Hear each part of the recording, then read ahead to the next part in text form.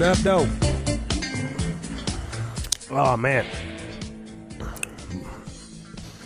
We got so much shit to talk about. But we got to push a bunch of it. We got to push a bunch of it back. Like, John sent me this shit of Rachel Dolezal with her ass out on Tinder. Or what is it? OnlyFans. How much it cost to be an OnlyFans? For her? What is it? Oh, wait, you don't just pay a subscription? No, you have to subscribe to each person. Oh, Jesus That could add up Christ. quickly if you're addicted to it. I bet. What was hers price?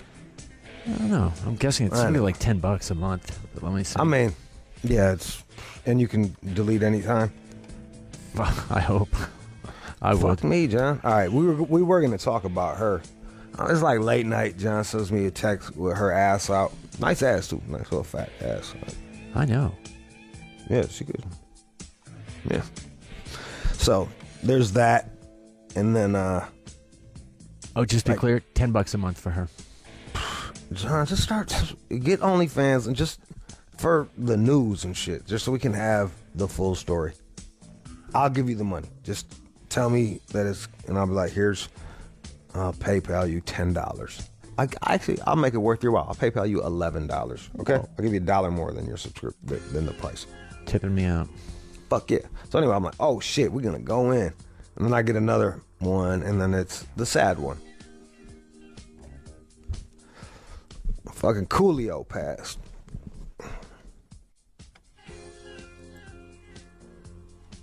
I think he Grammy winning Coolio. I think he won a Grammy for that song, didn't he? I might be wrong. I thought he won some award for Gangsta's Paradise. And that wasn't even on that was on the soundtrack. You're correct. He won the Grammy for that. Did he? 95. He's with who was Dub C in the Mad Circle.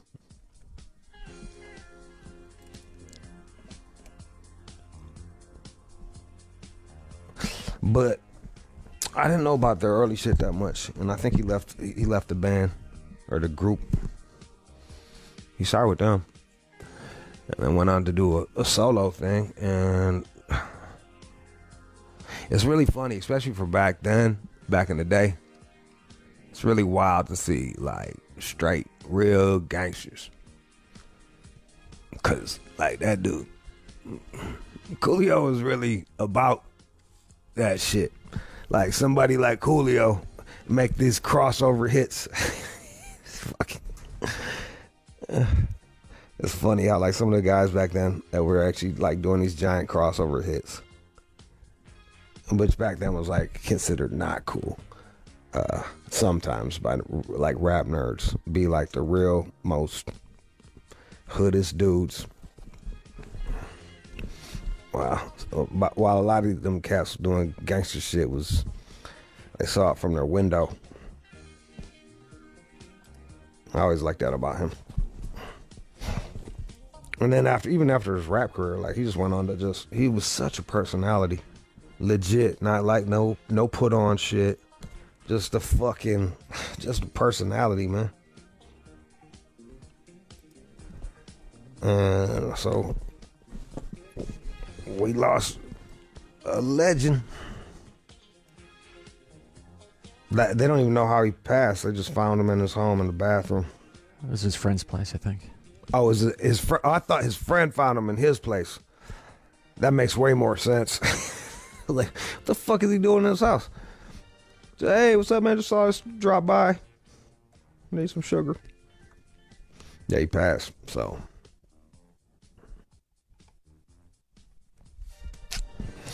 he will be missed. He will be missed. He transcended hip hop and was able to make his way in pop culture and stay himself, which is not easy to do.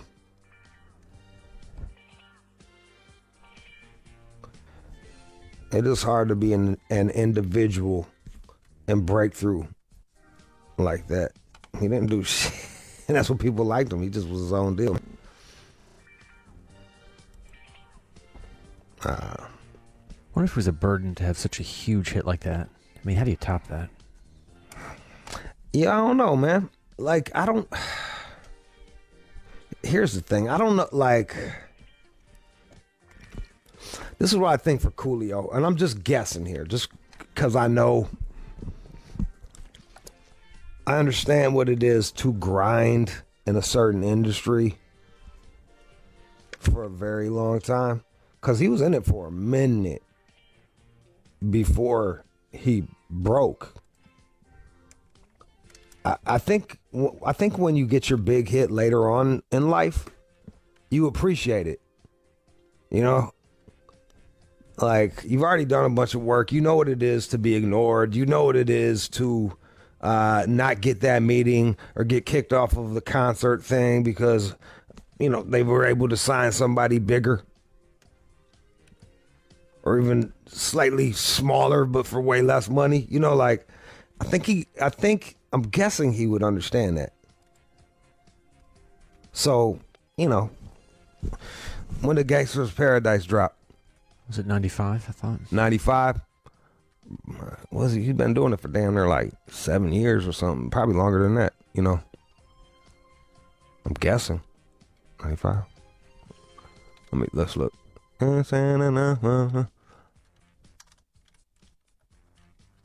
Yeah, because old boy was... How about I pull up Wikipedia? All right, let's see.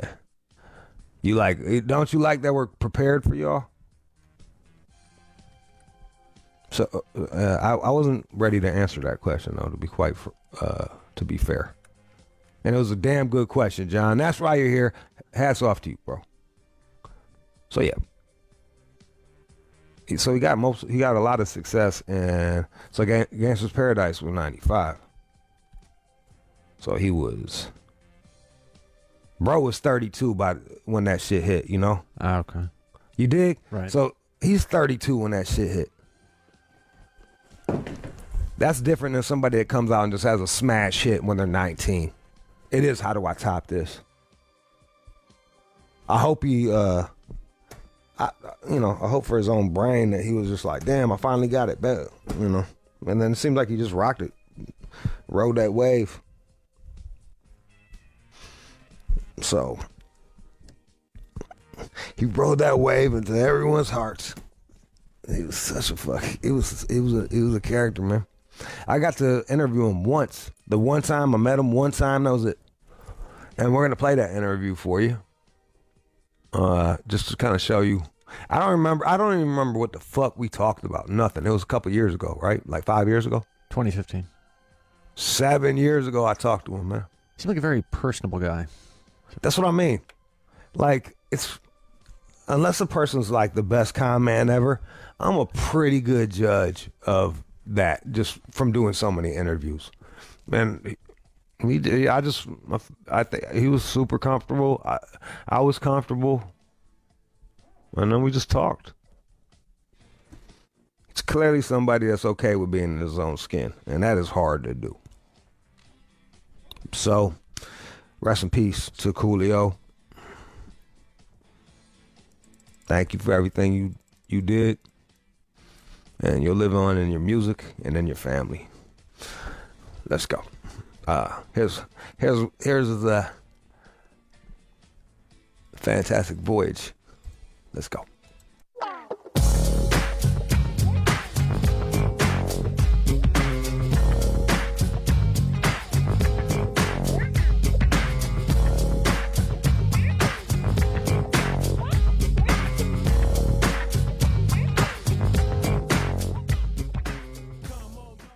You're listening to the All Out Show with you. You got a legend in the game. Coolio, what's up, man? What's up, man? Shaka Zulu, man. Doing that shit, man. Good at we've been here 10 years. This is the first time we got to talk to you, man. I don't know why, man. I'll be around. You was going crazy the first 7, man. You was going crazy. What was I doing? I don't know, wilding out. Yeah. No, not really. Really? Not really. Not that wild. Not that wild. Crazy. I mean, I always been a little bit wild, but Chill. I've been, I'm easy to talk to. I'm easy to get a hold of. I don't be, Well, shit. That mother. You here now. Yeah. We wasn't scared of no shit. I know y'all wasn't scared. Y'all just probably thought it probably wouldn't have been a great interview because I probably was on some bullshit. But I always have my faculty straight. Sometimes my favorite conversations are with people on some bullshit. Right. I be coming up with some real gems when I'm on some bullshit. Right. Yeah. Okay. I feel you. What was you doing? Shit. I was, Everything. Yeah, well, I ain't gonna say everything, but I was doing more. I was doing more shit than I should have been. Coke. Yeah, coke is always a problem for entertainers. You know that. Why do you think that is? Because it's always around. Yeah, it's always around. I mean, personally, I'm once again, I'm stronger than anything that anybody can throw against me. So, I mean, it's been 6 years now. You been sober? Yeah, I've been sober for about 6 years. All my winning ass friends. I've never done coke because I know my personality, and like if I do it once, I'm gonna have a spoon to my face. Like I'm just gonna be gone. Like I'm gonna be that dude. Like right. grinding my teeth, making plans I don't follow up on and shit. Yeah. And like, but all my winning ass like banker friends, right. It's just coke, bro. Like they just love that shit. Yeah, well, I know a lot of people who do it, and they cool. It just it wasn't for me. Just for me, man. It's my nemesis. I just can't do it. I can't do it because it takes too much from me.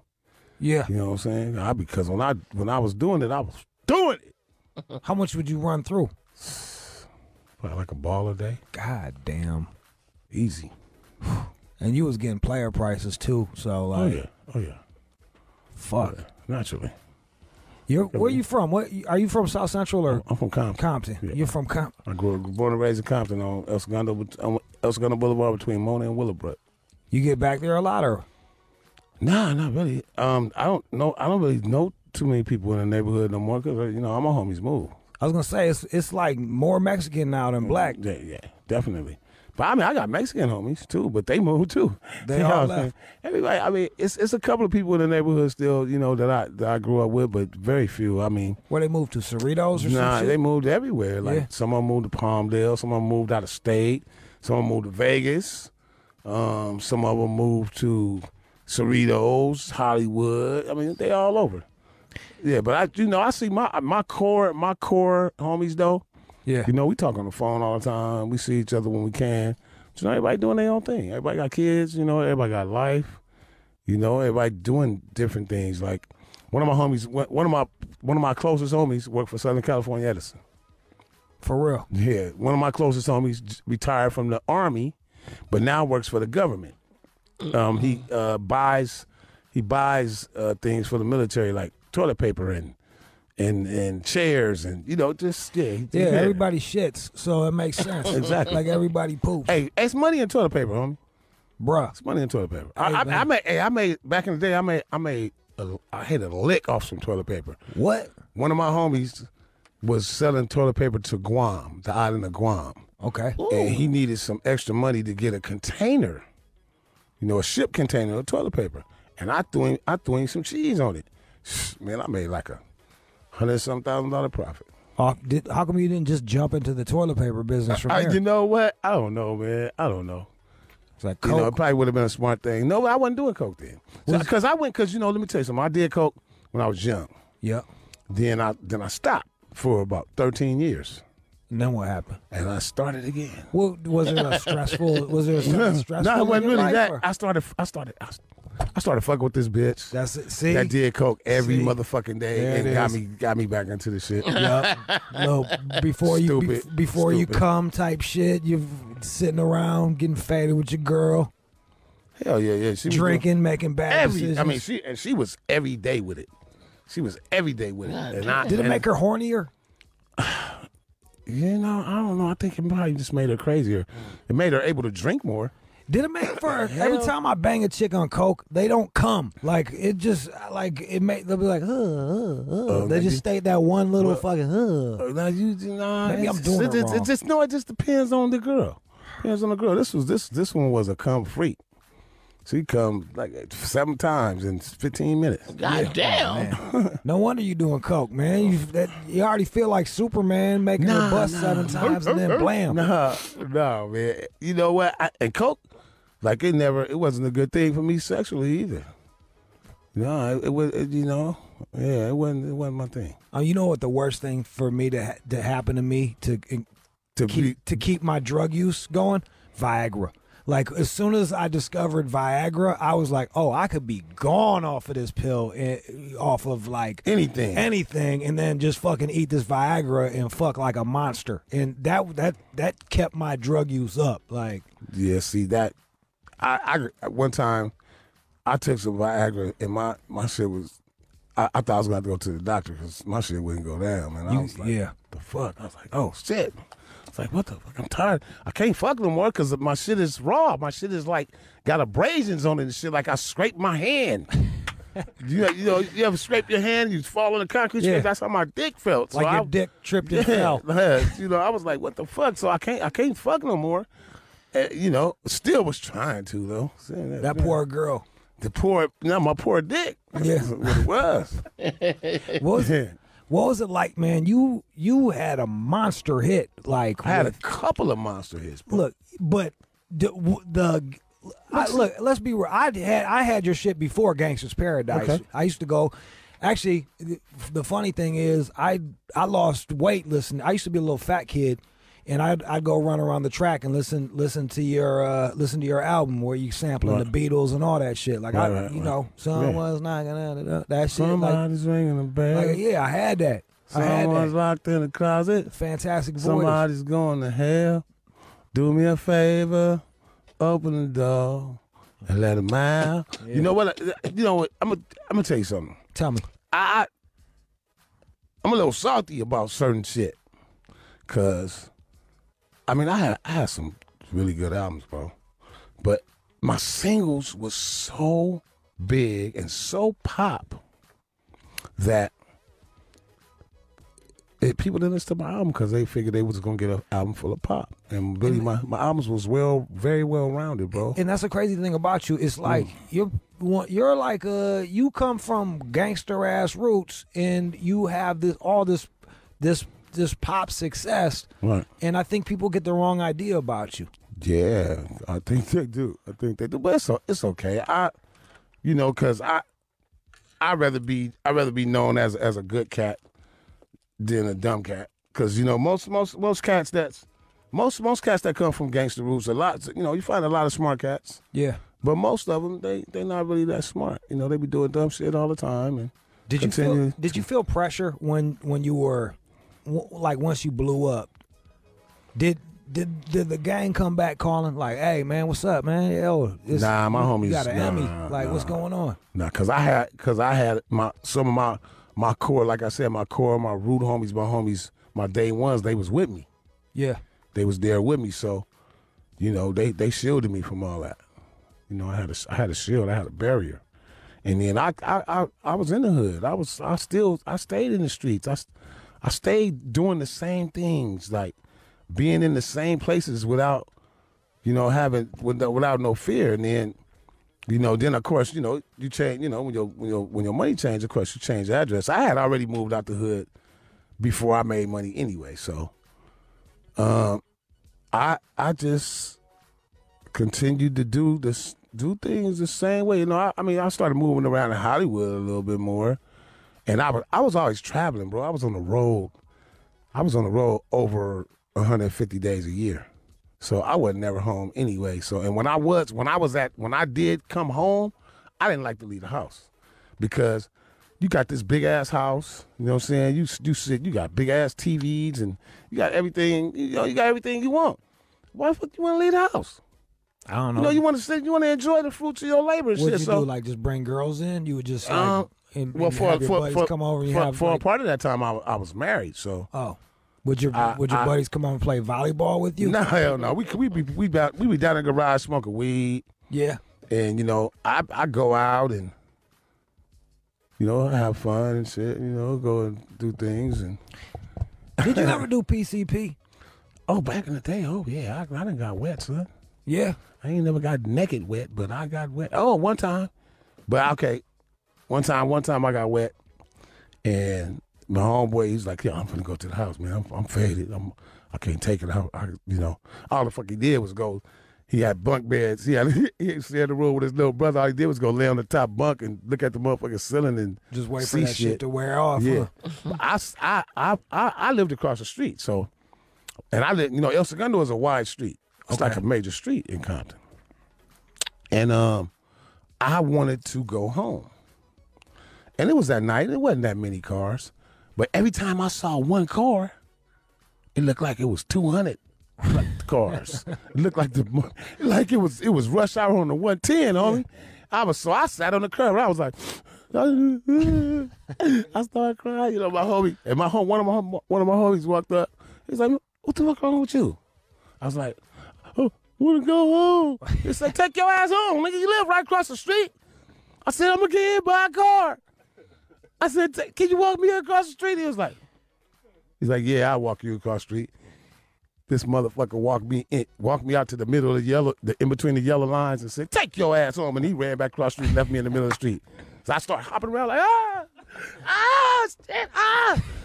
And I just closed my eyes and I just took off and ran across the street. You made it across the street? Made it across the street, ran home. Now, after that, I remember going to my house. Don't remember nothing after that. Went into the house. I woke up the next morning underneath my bed with a pair of, it wasn't no Tim's, a pair of work boots on and a hairnet. That was it. That's it. Asshole naked with some work boots on and a hairnet. You like woke up as a male dancer. I don't know what the fuck is going on, bro. And I was under the bed though. I had dust balls all in my hair, eyes. I'm like, what the fuck? I get under here? Was you popular yet? Were you? Nah. This was. I was neighborhood popular because I've been in a crew. I've been in a rap crew since '79. God damn, dog. I started off. I was in the Brothers Bass crew, and there was some cats out of New York. That's where I learned hip hop from. DJ D, Wiz Kid, and Richie C. Them was the cats that taught me hip hop. They was from Brownsville. No shit. They moved across the street from me in Compton. And then that's how you got on. Yeah, so I used to just sit over there and watch. And then a cat named Juan, I forgot what did Juan call himself? Juan, my boy Juan is a Catholic priest now. But he the one that really made me start rapping because I was fascinated by it, but I still hadn't started doing it yet. But I was a great reader. I was great with words. I was a straight A English student and all that. So words was easy for me. I used to write short stories and I wanted to be a writer. Have you wrote a book about your life yet? No, not yet. Are you gonna do that? My book's gonna be in 5. It's gonna be a 5-part book. It's gonna be 5 parts. Yeah, it's gonna be the early years, the middle, and then up and coming. What's gonna be the livest part? All of it. Yeah. All of it. I got some stories to tell, bro. I really do. But I just, I'm 51 now, so I can do it. But Cass was trying to get me to do it at like 39 or whatever. I think that's too young. How you gonna write a book in your 30s, dog? You ain't lived enough life yet, I don't think. Bro, I'm sure you lived enough life by 30. But now, definitely, my book is gonna be a great read, and it's gonna be all true. I'm gonna tell the truth. It's gonna be written by you too. No. I'm gonna have somebody else write it. I'm gonna tell them my stories. Why? Because I don't got time for that shit, man. I'm not gonna sit down and be typing and doing all that shit. Now I might maybe if I could do it voice, get a good voice activation program and you just don't like typing.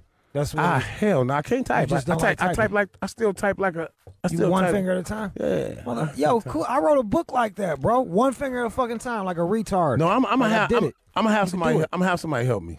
I'm gonna do it with my voice. I'm gonna try to do as much of it with my voice as I can. Yeah. Because I'm pretty articulate. I speak well, so I probably can do it without too many grammatical errors. And I just have to get somebody to read it. I'd read your book. It'd be a good read. I just, I gotta get my timeline straight. my timeline straight Hey, and just. did you meet Michelle Pfeiffer? Yeah, I met Michelle Pfeiffer. Is she as bad in person as she is? You can be honest. I don't want to be talking about people and shit because. Oh, come on. You know she hot, man. You might. You know what? Okay. You Fine. might not Y'all like want to know the skinny truth? white women. She was a little thin for my taste, but you know. And then at the time, she had just had 2 babies. She had just had twins. Mm-hmm. So you know how them babies. Fuck. Excuse me, them babies will suck a bitch up Yeah, they will. and have her looking all dry and, They will and suck a skeletal. Suck a bitch up. They You will. know, have a bitch looking all skeletal and dry and you know, So she look babies like- take all the moisture out of bitch skin and No, they do. all Yeah, that you stuff. breastfeed them, and they're literally sucking the fucking moisture so out of you. she was on the babies, but now I tell you what though, If you gave her some She's- lotion in the sandwich. no she no they you know she looked good in the video though, didn't she? Yo, I hot. love Michelle Pfeiffer. Yeah, dog. so I mean, she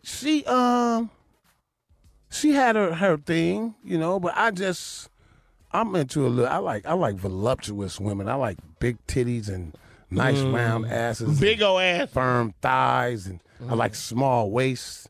But I like women that look like fucking Wonder Woman and shit. Yeah, and Sheba. I like, you know, my perfect woman is an old school Pam Grier and Vanessa Del Rio Yes. and shit. That's my kind of woman. Well, you a That's what titty I or like, that ass type of man? shit. You a That's- titty or ass man? Both. I like ass and titties, but All right. I will forego. Cause y'all okay, on the real truth, y'all can do so much with a titty. You know, you can be on a titty for like 5, 10, 15 minutes. Yeah. You know what I'm saying? But a nice wet pussy and a big round ass, you could be on that motherfucker for hours and hours and hours and hours. You can think of all kind of shit to do it. like them Brazilian girls, they got really fat asses. Shaka Zulu, man. Yeah, God. I'm gonna tell you something. You know what I love on a woman is her vagina. Like just as long as that shit is wet, I don't give a fuck what's going on anywhere else. I'll find something to focus on. I will focus on the small of her back if I have to. Okay, now you talk about small of a woman's back. Yeah. I used to date this girl from she was from England. I ain't gonna tell you her name because her name was Mary. Fuck it, her name was Mary. Was it no, a Spice No, Girl? she wasn't. Her name was Mary. She was Nigerian born British. Oh, Okay. shit. She's like, hello. She was blacker than Akon. Oh, God. That's black, nigga. She was dark skinned, bruh. Damn, that's But she slavery, was bro. she was a god. She was like 5'10", no, about 5'10", huh? She's about 5'9", 5'9". But she used to wear the heels, so she'd be like 5'11". And man, the small of her back, this is real shit. Her back was prettier than a lot of bitches' faces I've been with. See? What? Yeah. Yeah. Like her back was fucking beautiful, bro. I should look at her back and my shit just rides up like motherfucking Then you get a step ladder and you go fuck her ass. Nah. Cause when she took the shoes off, man, I mean, you know, I used to. Ooh, we used to be doing some shit. I used to be doing some shit with her, boy. I'll tell you. Got Coolio here, y'all. Don't go nowhere.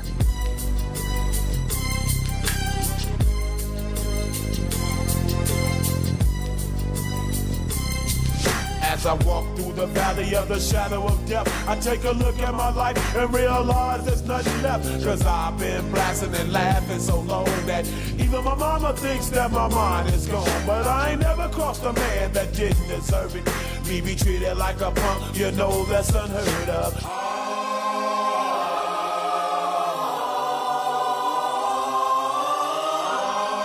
Shaka Zulu, man. What's up, Coolio? It's all hood and hood. What's Well, up? hey, like when you was around basically everybody in LA when this shit was blowing up, huh? I remember when the only rappers, as far on the West Coast is, I didn't know. It might have been some Bay Area rappers that I didn't know about, but it couldn't have been that many. But I remember there was me, there was Ice-T, the cats I told you about that was from New York. Yeah. Cats like Motorcycle Mike and the LA Dream Team. They came a little bit later, But it wasn't that many MCs on the West Coast. Not in L.A. Not in this part of the And the Kid Frost. What was it like for you when you saw Compton starting to bubble and really starting to do well for itself? Was there a sense of competitiveness, or were you guys happy for one another? I was always happy for cats, man. But I still, at the same time, now some cats came out, and I was like, hold up, wait a minute. Why this motherfucker got a record deal and I don't? Who you talking about? And I can't even remember, to be honest with you. But I know it wasn't necessarily cats from Compton. It was people coming out. And I was like, I'll eat this motherfucker. Why do we have a record deal? I was shamed this motherfucker on the stage and in the booth. Why? And so, it just, I'm going to tell you what it was with me. I didn't know anybody. I knew people, but I didn't know people. Did you know NWA? And I knew Dre and Easy, bro, back in the day. I remember when Ruthless first started. I was signed to Ruthless. Yeah. I was signed to Ruthless. And then, you know what happened? I think Dre had worked on my first, I did my first little demo or whatever, the first little track. It was called I'm Going Solo. And then we were supposed to get back in the studio and work on some shit. Right at that time, they shit just started super blowing up. And then JJ Fad blew the fuck up. Supersonic blew the fuck up. Easy just got busy, dog. He got busy. And he so I'd be calling whatever, and we supposed to work on something. And he just didn't have time. And then I remember this was the day, though. It was Super Bowl. I can't remember what year it was, but it was Super Bowl. But it was whatever year JJ Fad blew up. Yeah, it was that year, the Super Bowl. Was it like 87 or something? Something like that. I was supposed to meet Easy. He had a studio behind his mom's house. I was supposed to meet up with him and go work in the studio. So me and my boy, I loaded up a little ice chest and shit. Got the barbecue pit ready. I even threw a motherfucking TV, man, fucking big ass box TV in the back of it. I had a Fleetwood. Yeah. I had a brown Fleetwood with the back window broke out that bitch. It had a vinyl top, raggedy ass vinyl top with a moon roof, but the motherfucker rolled good. So I threw my shit in there and I rolled over to Easy Mom's house, dude, and nobody was there. So I sat that motherfucker for I sat there for a minute waiting. And he didn't show. So finally I went to a phone booth and was calling me, and I think I left a fucked up message, and he was like, man, what's up, man? He said, I'm out of town. I ain't gonna be back for like 3 days. I said, 3 days? I said, oh, you don't remember you told me to come to the studio today? Oh, shit, cool. I forgot, man. I was overheated. So I said, you know what, man, this shit ain't working out for me, dude. Let's work out something, man. Work out a meet, man. We need to just go. Let's just go and let me out this contract, man. We could just go and tear these motherfuckers up because you don't need me. You got a lot of shit going on, man. I need to be free so I can do my shit. Was he cool about it? He was like, yeah, okay, why not? And then probably about a week later, we met up at his mom's house. He handed me his copy. I put my copy on top of it, tore that shit up in pieces, and jumped in the car. I was like, all right, gave him that, jumped in the whip, and rolled down motherfucking Greenleaf, and let I let the pieces fly out the back of the window with motherfucking tears in my eyes like a little bitch. I was like, oh, I was like, damn, because I didn't think I thought he was gonna be like, nah, man, you know what, fuck that, man. We'll make it work. Yeah, I don't want to lose. He was like, cool. He was like, fuck you, cool, shit, nigga, I got 1,000 motherfuckers that can rap as good as you, or whatever. He just they was doing their own thing, and I'm not mad. I never was mad at Easy for that, because did it make it hard to see NWA do well? You're like, God, no, man, because I knew what was happening. Now, at the same time, you have to understand, I was very conscious. I was a conscious motherfucker, so even though I knew what they were doing was important, I also felt it was detrimental. It was detrimental to the young ears, because a lot of cats that wouldn't even thought about gangbanging, that wouldn't have been thinking like that, they heard NWA, and it was if they was on the fence about it, That pushed them right over. That's like, fuck that. I'm finna be a motherfucking gangster. Did you see that firsthand? I was right there, and it influenced. It influenced a lot of kids. It made shit. You know, shit was gonna be like it was gonna be. It just, like I said, but at the same time, it created monsters. But and then it created motherfuckers like me. It also created. I was anti-gang. I was anti-gang. You know, I tell you the truth. Weren't you in a gang? Tell you the truth. But see, I was from a neighborhood. My neighborhood small. Okay. Now, in my neighborhood, this is how it goes. You either join them or you get beat by them. Ain't no if you can't beat them, join them. If you either join them or get beat by them, you gonna be from the hood. You gonna put in some work, motherfucker. You gonna do this, or you ain't gonna have no rest. The only motherfuckers that got out of gang banging in my neighborhood, if you had a big family, or if you had family that had G status, and I did. I had family that had G status, but not in my neighborhood. My family is comprised, on my mother's side, it's all Bloods. On my father's side, it's all Crips. Now, I could have involved my family and said, look, I need some help. These motherfuckers fucking with me. But come on, man. I ain't no little bitch. I wasn't finna go crying to my uncles and shit like, niggas is fucking with me and shit. I toughed that shit out and got my respect. You know what I'm saying? I put in work, got my respect, and I was able to walk away because of that, because I got my respect. Motherfucker, when I told my homies, like, I'm done. For to try to do this rap shit, motherfuckers was like, it's all good, my nigga. Handle that shit. Ain't nobody tripping. And it was just like that.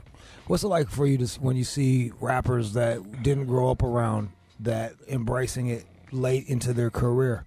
It's a couple of cats out there right now, man, that I just hope nothing don't happen to them because I like them, bro. I hope nothing don't happen to them. They doing silly shit. They ain't, they're not even from here. And they joining gangs that's here and affiliating themselves with shit that they don't even know about, man. And they don't know that at any given time they could be done. They could be deaded. They could be murked. I mean, quickly. Cause motherfuckers out here don't play with that shit. Certain people, like, it's getting better though. It's getting better because a lot of these young cats they tired of that shit. Mm-hmm. They tired of that shit because it's not doing nothing for them. Okay, you gotta remember, you gotta understand, Crips and Bloods. Crips actually was first, and Crips used to say Blood. Yeah, we all used to say Blood. Hello, Blood. What's up, Blood? Hello there, Blood. It was because we was Blood. Yes. I mean, once again, something that was supposed to be good got turned into something bad, bro. And I sat there and I watched it. I remember stealing those little earrings you put on your ear and you screw them on, and it's like a clamp. Yeah. I used to steal them shits out of my mother's jewelry box and put it on my ear and shit because I was, if I'd have got my ear pierced, that would have been the ass whooping from hell. I got my ass whooped for getting my ear pierced. I had a little straw. I had a broom straw in my ear. My mother said, she was like, come here. Bing, bing, bing, bing, bing, bing, bing, bing, bing, bing, bing, bing, bing, bing, bing, bing. Sock me up, slam me up against the wall, shit. Take that shit, snatch the shit out of my ear. And then, she went in her room and shit. I went back in the kitchen, burnt me a little straw, put that shit back in my ear, and was out the house. And I just stopped. I just started, like, when I would come home, I would take it out. And I just, like, because, you only pierced one ear back then. I got both. I got both. I had both. I only had one ear pierced for 1,000 years. And one day my son said, "Hey, Daddy, that shit looks stupid." I said, "What you talking about?" He said, "Having one ear pierced, man. Nobody do that shit no more. You look dumb, man. You need to pierce your other ear." Would you have your right or left ear? My left. Because what? Right meant you was gay? Or some shit like that? If you pushed your right ear, you was gay. Yeah. I grew up on that shit. Same here. So anyway, and then so the whole gang shit, man, just it was something that just happened, bro. And then the introduction of crack, bro, when the motherfucking rock cocaine came into the picture, it changed everything. It made it so that it could never be anything good. Now, there was still, before crack came, there was a chance that maybe we could turn this shit around. Then what happened? Once crack came in, it became about drug territory, and it became about money, and motherfuckers was going buying K's and Uzis and Mini Max, and the death toll rose, and it just, you know, you got motherfuckers over here in this neighborhood, right next to your neighborhood, you know, they got your mama in the car sucking their dick. You know, and your mama's a crackhead, but she fine as a motherfucker. Like I got a homie, man. It's homies from my neighborhood. Like they was the model family. Model family. Daddy got a brand new Cadillac every 2 years. Mom's looked like Pam Grier and shit on steroids. Good fine family, as a motherfucker. good family, The son is the motherfucking point guard, the quarterback, the fucking pitcher. All world, sister, one of the finest bitches in the neighborhood. She got all the fresh clothes. Then she gets straight A's. And then crack came. The nigga daddy worked for the city for 20 years and fucking lost his job and his pension. Started letting the homies roll his Cadillac for a motherfucking 50 piece. And the nigga mom's sucking the homies' dick and giving up that ass to the homies, and then this little motherfucker, like I said, all world, straight A's, everything. Fuck, he like, what the fuck? His whole world destroyed. He from the hood now, and he like woo. Motherfuckers is clowning him because of this shit, and next thing you know, he ended up doming he ended up killing somebody. He went to prison, and I ain't never seen him again. That was a real story. It's a real story. Never saw him again. I ain't gonna say no names, but cause that shit is real, and that ain't nobody's business. I won't say them names, but I really saw that shit happen. And that shit, I was older than him, so it was a fucked up thing to watch, bro. It was really terrible thing to see. And because Compton like per capita is like middle class. Well, Compton was where black people went when they got a little bit of paper. There was somewhere they could go, and they could go buy a house. You know what I mean? And another thing that fucked up Compton is zoning. It used to be a lot of houses, like Carson. See, Carson was smart. Carson zoned those apartment buildings, but they zoned those shits on the edges of Carson. What do you mean zoning? You go back. Like you couldn't, like apartment buildings, like apartment when you. You couldn't put apartments. You next couldn't to put houses. apartments in mixed into no neighborhood with no gang of houses in it. You can't do that shit. You still can't do that shit in Carson. Am I right? He from Carson. You still can't do that shit in Carson, bro. They put them shits on the edges, on the outside. And then because of that zoning, because of the zoning, so you got all these motherfuckers that own these houses, that give and a then fuck. you got a motherfucking apartment building that motherfuckers don't own shit, and they don't care. They don't give a fuck. And then you got, and it's almost like a project because you got all these kids in one place, in one, you know what I mean? So yeah, it just how they did shit, but it wasn't even that, because my neighborhood still is a lot of houses. It's still not that many apartment buildings, but it's it was just, motherfuckers didn't have nothing, and like crack took away everything. Everybody had something before that. You had people that was doing drugs and alcoholics and shit like that, but the crack shit, man, it took the shit and it took it fast. Did you ever do it? What? Yeah. What? Yeah. That was, bro, when I said I was doing cocaine, I wasn't talking about snorting it. You were just smoking shit. I was fucking, please, son. Snorting cocaine didn't do shit for me. Did you look at it make like my dick get soft? I was going to say, did you look at it like a waste of money when you would see someone snorting coke? You're like, how come you're not rocking it up? No, I didn't give a fuck. I was doing what the fuck I was doing with mine. They can do it, they do it theirs. That's all. How hard was it for you to get off? Was it a decision? It was a decision, bro. I was like, you know what? I'm tired of this shit. Nigga ain't got no clothes, no hoes, no car. Nigga skinny, looking all sucked up. fuck, man. I had one fly outfit. Nigga wearing pro wings and shit. I'm like, man, this shit is nowhere. You know, and I had started rapping already. I was like, damn, I ain't wrote a motherfucking song in like a year. You know, my voice sounds shitty. I'm like, you know what? Fuck that. I'm done. So my mother had a friend. Wait, but then you got back on it.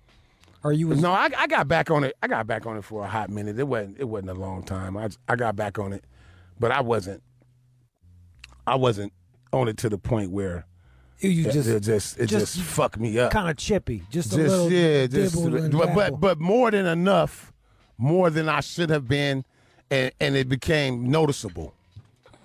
You feel me? It became noticeable. Now I was hiding doing it for a minute. But then it became, you know, I started doing it too much, and people started noticing and fucked me up. So that's what it was, you know. And I just, like I said, and it's been 5 years. It's been 5 years since I've been off it again, and I'll never go back to that shit again because it was just a reminder. I forgot. You know what? 12 years, 13. I forgot how fucked up it was. It's not even a good high, bro. You smoke the shit. You feel a blast, and then you want some more. And then you keep on trying to get that same blast you got the first time, and you never fucking get it. You don't get it. You get it when you. What do you do now? Like yoga? Nah, hell no. Fuck no. I mean, I still dibble and dabble in here and there and other types of shit, but I'm a psychedelic type motherfucker. You know, I might eat a mushroom or I might do some K here and there, or me too, bro. Yeah, I fucking love that. I fucking love ketamine, bro. Fucking love that. Yeah, shit. but I don't do it a lot because that shit'll fuck you up too. So I do shit in moderation now, bro. Super moderation. We're out of time. What you got going on? Where can we see you? I'm working. You can check out Cooking with Coolio's coming back. We're getting ready to do new episodes of that. We're working on Cooking with Coolio the cookbook part 2. Also, I'm getting ready. I'm gonna drop a EP on y'all real quick. I'm finna start talking about. Fuck it, man. Don't nobody want to talk about real shit, but a few people. I'm gonna throw my hat back in the ring, and you know I think motherfuckers need me, so I'm gonna put out a little. I'm only gonna do EPs though. I'm not doing no full blown albums. I'm just gonna throw shit out here and there. I'm gonna throw like 4 or 5 songs out when I come up with some great shit. You touring? I'm always touring. I got a show tonight in Agora Hills at the Canyon. Agora Hills Canyon. Yeah, and then the Sunday night we in Santa Ana at what? Let me tell you something. Google it, Santa Ana. I might not be the prettiest motherfucker. I'm damn sure not the dumbest motherfucker. I'm pretty fucking intelligent. I've always respected my craft. I respect hip hop to the fullest, and maybe I people do drugs now and they talk about the shit. They talk about the shit in they rhymes. I would never do that, bro. To me, I think that's disrespectful to hip hop. Hip hop is not for that. Now isn't it for telling the truth and fuck that shit, man. The truth ain't always good. Your truth is your truth. It's not, we got kids listening to us, bro, and we influence them. You can't be telling, when you say I do Molly, I do this shit, man, them kids, that make kids want to do that shit. And here's my theory, and here's where I come from in my mind. If you telling my kids some shit that will hurt them, that's detrimental to them, then you're my fucking enemy. And that's how I feel about life. I hear where you're coming from. And that's why, that's... Because Q had me drinking St. Ides, and that shit tastes like shit. That's why some people... Man, do what you just telling me, because I can't... That shit is too little. I ain't got my reading glasses on me, and I can't see what the shit... The Constellation Room in Santa Ana. I rock with a band too, man. My shit is progressive, and it's very interesting. It's entertaining, and I can rap like a motherfucker. I can rap, homie. My core fans and my people, they know what I could do. But a lot of people don't really know what I could do. A lot of people never seen me live. A lot of people never heard my albums. My best work was shut down by Tommy Boy. My third album, that was some of my best work I've ever done. They fucked it. They fucked it off because they fucked it off. It wasn't because they didn't like the album, but they did it to Naughty, they did it to me, they did it to House of Pain, they did it to De La Soul, they did it to Digital Underground. They didn't want to pay the money. If we would have went platinum on that third album, they would have had to pay us too much because all their contracts were exactly the same. They were written by a dumbass attorney named Dan Hoffman. He wrote everybody's contract the same. So you sign up for a couple albums. If you go platinum 3 times in a row, they had to pay you a ridiculous, stupid amount of money. They got to cash you. So they were killing. They were killing the third album. They were killing careers on purpose to not pay. To not pay. What a piece of shit. Yeah, what a piece of shit. My third album was a motherfucker. I had 8, 9 singles on that bitch. I swear to God. Can you get it back or is it just done? I don't know. I still got the writers. I still got the writers on that, but it was different producers, so I would never be able to get the whole thing because the whole thing wasn't mine, unless I went individually and paid each one of those producers, and they know what we had, bro. We had some shit, man. We had whew. Anyway. That's water under the bridge. I like I said, I still write. Now I'm into my kids now. I got a son that's fucking play guitar, dog, and write songs. Go to SoundCloud, check out Darius Ivy. Yeah. Darius Ivy. He took the E out of his name to be different, and maybe because he mad at me right now. He don't like me too much. He's just artistic, man. That's what they do. Yeah, and that's what they do. But I don't give a fuck. He can hate me if he want to, as long as he's successful and he's happy. I don't give a fuck. I want him to be. Hey, he's a great writer, Coolio. bro. He got this song. No, listen to me. Hold up, man. Yeah. We out of time. No, wait. And then check out my son, Pharaoh Santana. Yeah, okay. Pharaoh Santana. That's my other son. Coolio, it's always good to talk with you, man. You too, brother. Coolio, love you, Coolio. Love you too, done. My nigga. Shaka Zulu. To make you some lemonade, no matter how it plays or parades, I'm staying. You're listening to the All Out Show with you. And now, it's time for News from the Chin with John C. Matthews. I have a dating coach, Blaine Anderson, based over... Blaine? But this is a woman, amazingly. Hey. So Blaine, the lady, she's... Sounds bad either way, right? I guess. She sounds like a chick named Blaine. She's going to be cunty. Oh, dear. Yes. But so Blaine... Dude named Blaine. His dad's a lawyer. Please believe it. And So- he'll call his dad if you keep talking that shit. I hear you. But so she is saying here in this article, what makes a man come off as creepy? She's going to give you some... If you're not... Well, there's a bunch of different things. Mm-hmm. Yeah. Well, first off, you got to realize if you're ugly or not. If you are ugly, you got to abide by all these rules that she tells you. If you're good looking, you can get away with a bunch of them. I think that's very true. It's fucking... Come on, man. Yeah. Chick, it's not your... It's the ability to not be able to read a woman properly. And there's less room for error if you're a fucking average-looking cat. If you're super good-looking, she'll just like, oh, he's into me. You don't even care if it's creepy. Let's see, creepy. Telling someone you love them too early. Is this before we get, No, this is like when you're trying to date? Right, when you're just approaching people. Bombing them with text once you get them. Do you got the number already, or just talking to them to get the number? This is kind of like distant when you're trying to approach somebody. Give me a couple and then I'll fucking... All right, number guess. 1, staring. Staring at somebody. What I said here, there it goes. Like that's what I said. Now, if a dude's looking at you, he's gonna look back. You're gonna look back and be all, "Hey, what's up?" Da da da. Because you notice that there's a handsome dude looking at you, right? Mm-hmm.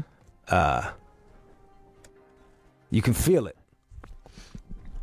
She'll look over like, "Hey, what's up?" And they'll smile probably. The problem is the fucking like an ugly dude. He's sitting there staring. He's just waiting for her to like look back. You know, hey, what's up? So he can do the what's up, but she don't want to look at him, and his dumb ass doesn't understand that. So now she's all fucking freaking out because, it's a fucking fat ugly guy by himself in a bar and fucking eye fucking her for the last 7 minutes, and then that's scary. You dig what I'm saying? You gotta understand. You gotta get like, yo, bro. Yeah, you look at her to get her attention, but like, if she's not looking back, she's not into you. Correct. Stop. Walk away. All right. Well, here's a well, it's not hypothetical. It happens to me, even at the boxing gym. I'll just catch eyes with some lady, and then I look away. I look back. She's still looking at me. I'm like, do I look away? Why don't you nod your head, bro? Be like, hey, what's up? Okay. Just the head nod, the up nod too. Don't do the down nod. Oh. Do like the up nod is like, what's up? Nice. Down nod is, how you doing? Okay. Hey there. Hey there. Got it. All right. Then number 2, unwanted contact on social media. Kind of creepy. Yeah, bombing their motherfucking, liking every fucking picture, all up in their DMs. Yep, that makes sense. If they post periodically, I see no problem with just giving them a little love on their posts. You'd be surprised. You too fucking... Just trying to help out the community. No, man. You have no idea about fucking psychology. Everything you do is wrong. Sure seems that way, huh? And I've been, for years, been like, no, John, you got to do it opposite. Whatever you think is the right thing to do, don't do it. Opposite. And then whatever you think is the wrong thing to do, fucking do it. Bro, you got chicks. Look, man, look, you just was bragging about this, right? How long you been going to that gym? This one, couple years at least. So, like, compared to everybody else, if that gym was a prison, you like the OG. You know, like, you one of the OGs. You might not be a shot caller, but, like, you're that guy. I'm around. Right? Everybody, and the shot callers know you, though, right? Yes. So, even though you're not top tier, you're fucking above most of these cats. So, a lot of people like power. And... just like you're in the limited spot to meet people. You only got so many places you go. Mm-hmm. So these ladies out here boxing, they see you, they see how you moving and this shit. I imagine you're very natural now. You're in your element. You've been there for a couple years. And hey, what's up? And they see you all the time. So now they're going to be attracted to you. It's like the airplane shit. You don't got to be you don't have to be the most attractive motherfucker in the world. You just got to be attractive on that airplane. During that limited time? Or? Yeah. Like, let's say you're not ugly. Other girls like you, you know? But you're not going to, no one's intimidated by your looks either. So we'll say you're like a 6.5. 6.5. Motherfucker, I'm a 7, bro. Come on, man. That's where I'm rating myself. And I'm being generous with both of us. So, like... she's seen a 6.5, but there's only fucking 3 2 8s and a 10. So like you, the 5th best looking motherfucker in there. You see yourself for all your flaws and everything. Everybody can't see that, man. It's probably true. All she sees is a fucking like a dude out there working a bag and skipping rope or whatever the fuck you do. Mm-hmm. Push-ups. It's like, oh man. He might be able to bang my back out. Sure the hell hits that motherfucking bag super hard. Wonder what he do to this pussy. There you go. What's next? All right, I feel like every time we do this, I give you a pep talk. And I appreciate it. Number 4, controlling behaviors. I guess you don't want to be kind of domineering. Well, it depends. How close are you? You know what I mean? How close are you? Some people are, hey man, call me when you get home. That's cute if you know, it's cute if y'all been fucking for a minute and chick will be like, he cares about me. Well, if like you haven't really been that deep and call me when you get home, it's a little weird, you know? Well, that brings us to, I'm dipping down deeper in the list here, clinginess. Yeah.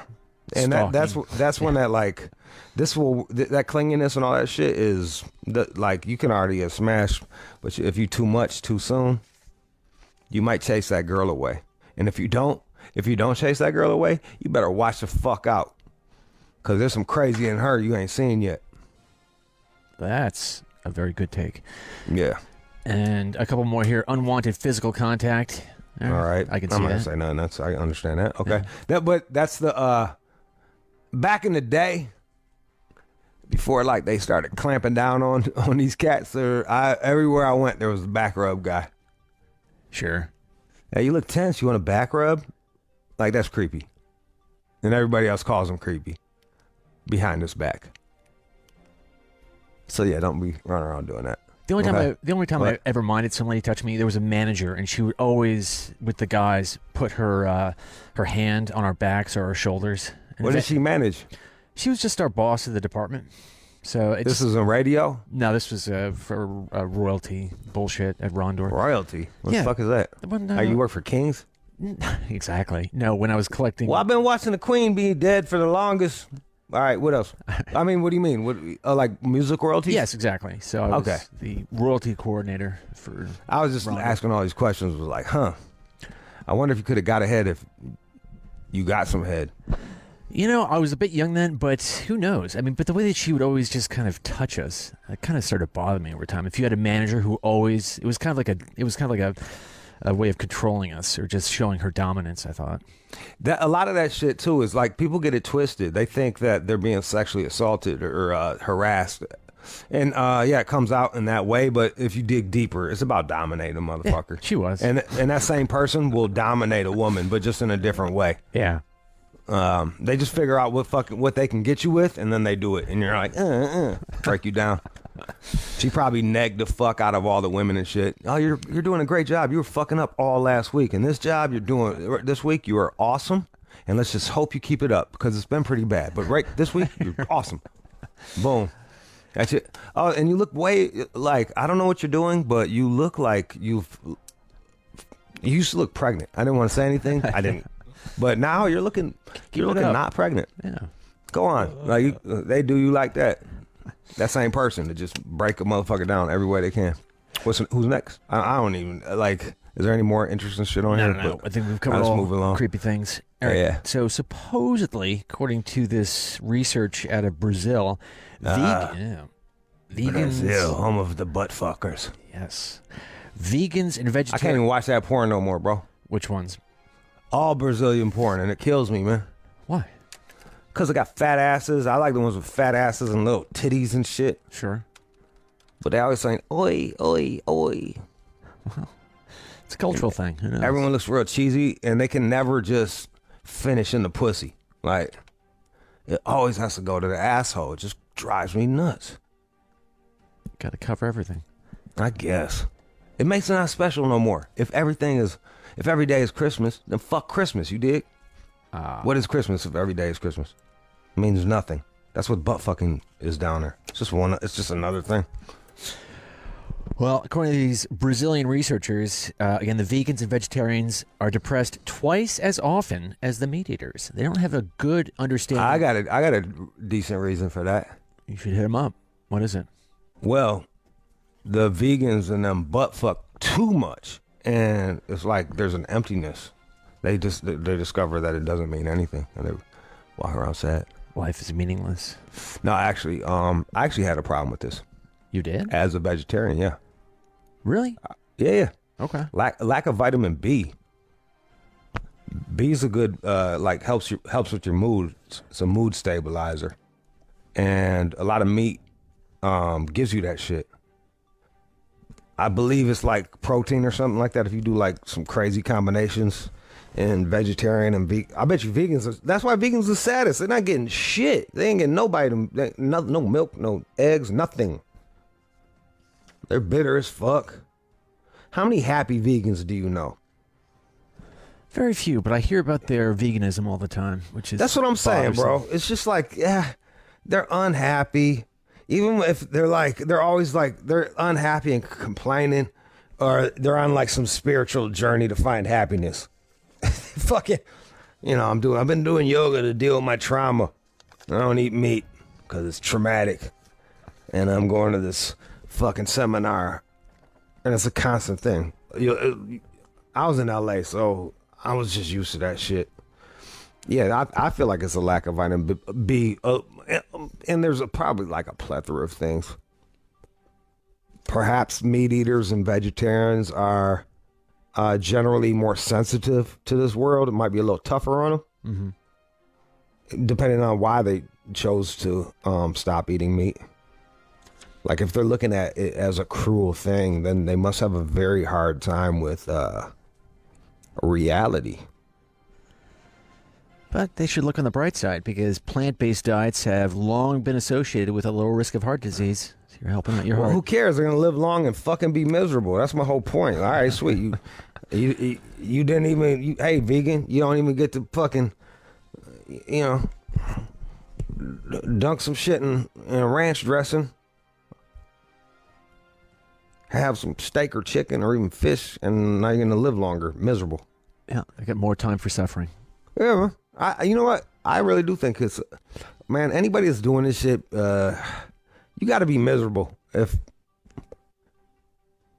you're denying the very nature of Earth and the world and the way shit goes. It's a dog eat dog thing out here. You just happen to be top of the food chain. Fucking accept it. I'm not saying don't be a vegan, but don't be a vegan because of that, because that's fucking stupid. All right, so Dumbasses. very quickly, Stupid fucks. nearly half of Americans think wearing clothes and then returning them should be a crime. So there's a term for this. Wardrobing. It should be wardrobing. Oh, that's called wardrobing? It should be ward robbing, but never mind. Wardrobing?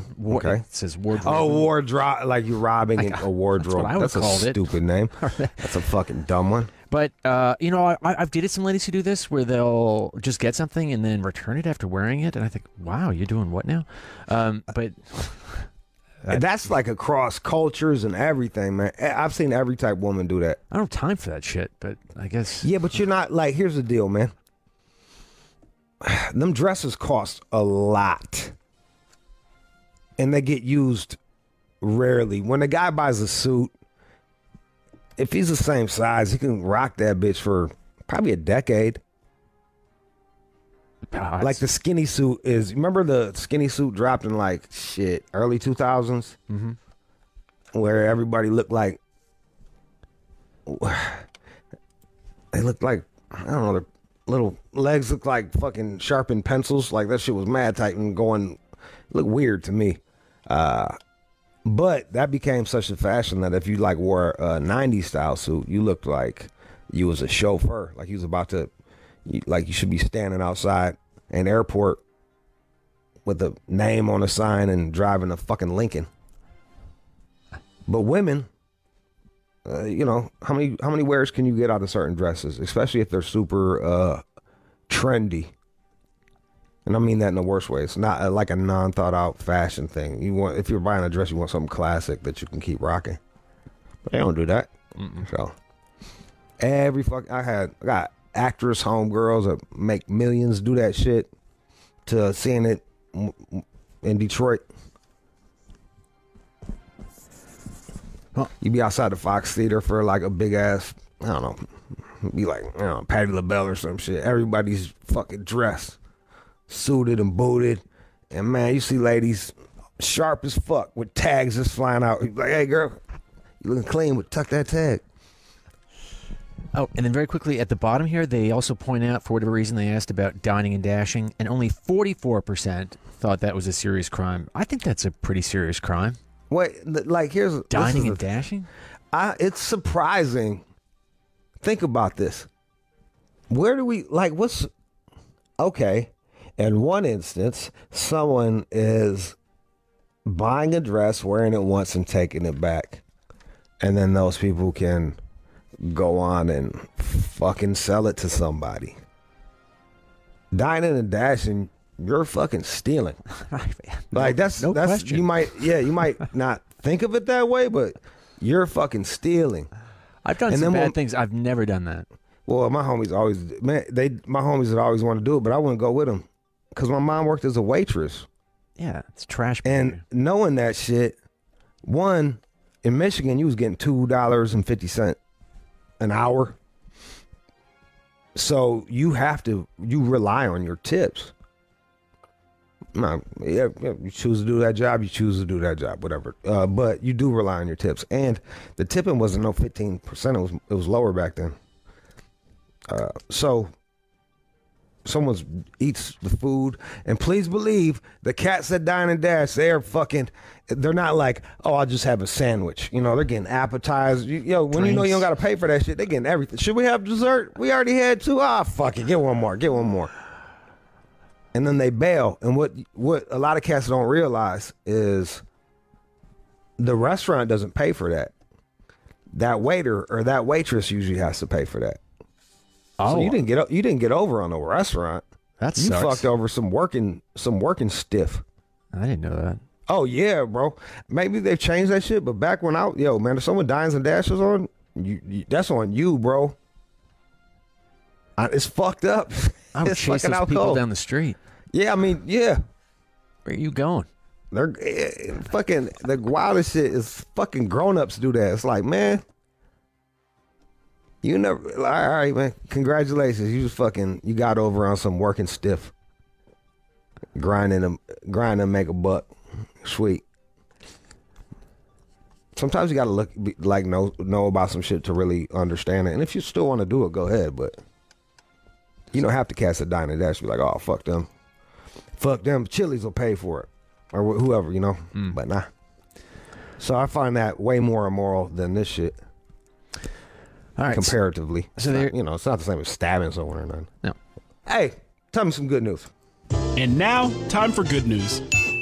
John Cena, I know who he is. I don't really know why, but You can't see me. He's a wrestler rapper that like does that shit in front of his face with the hand, like you can't see me. And now I think he's in China or some shit. John Cena, is he? All right. Yeah, he's a wrestler. Oh yeah, he's a WWE superstar, and of course an actor, nice guy, and so he's also heavily involved with this Make-A-Wish Foundation, where kids who've got these serious diseases. Hey, I want to meet John Cena, and he steps up. He shows up. He has now granted 650 wishes over the years for that operation. I mean, that's like his thing, apparently. So, I think I heard something somewhere that I'll make it broader so it could be, but it's meeting a wrestler is like one of the main wishes, like one of the top wishes of Make-A-Wish Foundation. that's wild. And their photos here, and the kids are just loving it. And he's got the belt, and they're so happy. I mean, look at it, man. Imagine being a kid that's sick as fuck. What you gonna look up to? This fucking badass giant. Right. Let's run around fucking people up, It's like that's probably their dream. So, yeah, shout out to you, John Cena. Shout out to you. Bam.